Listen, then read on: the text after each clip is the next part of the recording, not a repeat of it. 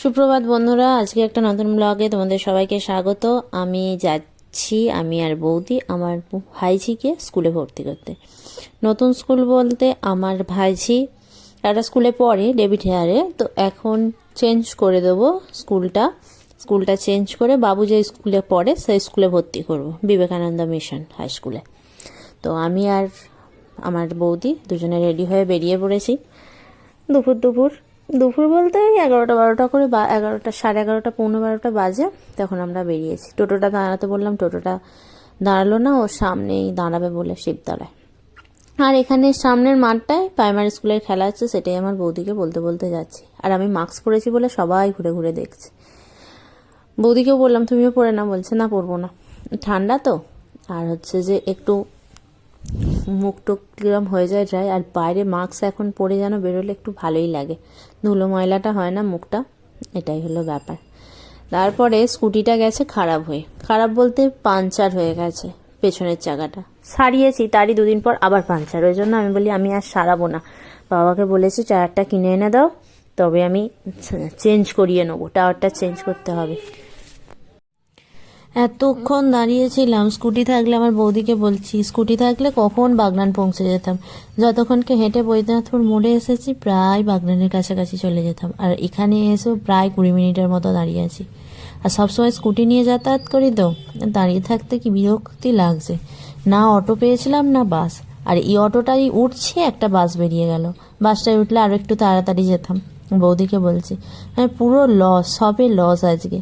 তারপরে আবার লাইব্রেরি মোড়ে কখন থেকে দাঁড়িয়েছি, কতক্ষণ পর এখানেও প্রায় 10 মিনিট পর বাস পেয়েছি, ভালো, বাসটা সঙ্গে সঙ্গে চলে গেছে। অন্য সময় বাসগুলো কোলাঘাটে আবার দাঁড়িয়ে যায়, চন্দ্রকোনার বাসে উঠেছিলাম বলে দাঁড়ায়নি। যাই হোক, নেমে দুজনে হেঁটে হেঁটে গিয়ে স্কুলে বেশিক্ষণ টাইম লাগেনি, অ্যাডমিশন করিয়ে দিলাম, দিয়ে আর তারপরে স্কুলটা একটু ভেতরে ঢুকলাম, রুমগুলো দেখে চলে এলাম।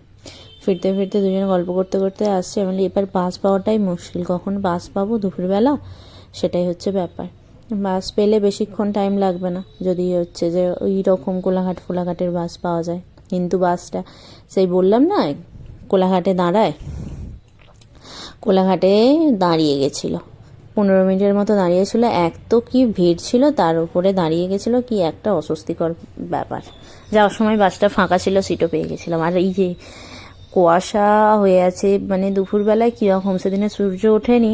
আর এই যে কোলাঘাটে ব্রিজ থেকে নদীটা পুরো দেখা যায় না, ওপারটায় কি আছে সেগুলো কিছুই বোঝা যায় না।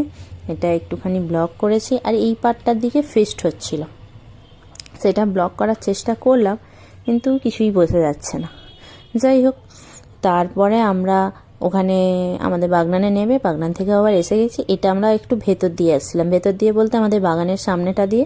আমি বলি বৌদি ওই দিক দিয়ে যাই, বাগানটাও দেখা হয়ে যাবে, আর কেউ আছে নাকি, তারপরে চলো ওই দিক দিয়ে ভেতর দিয়ে চলে যাই।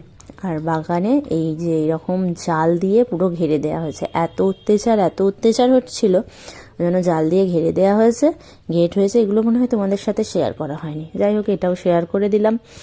আর এইটাই হলো ব্যাস, দুজনে টুকটুক করে গল্প করতে করতে চলে এলাম।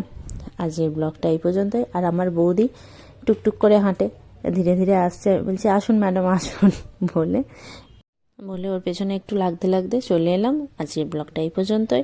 লাইক, কমেন্ট, শেয়ার, সাবস্ক্রাইব অবশ্যই করবে যারা এখনও সাবস্ক্রাইব করোনি। প্লিজ সবাই বেশি বেশি করে শেয়ার করো আর সাবস্ক্রাইব করে যাও। ভালো থাকো, সুস্থ থাকো, আর সবসময় হাসি খুশি থাকো। বাই।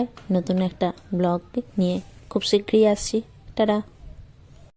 আর সবাই কমেন্ট করে জানাবে ব্লগগুলো কেমন লাগছে।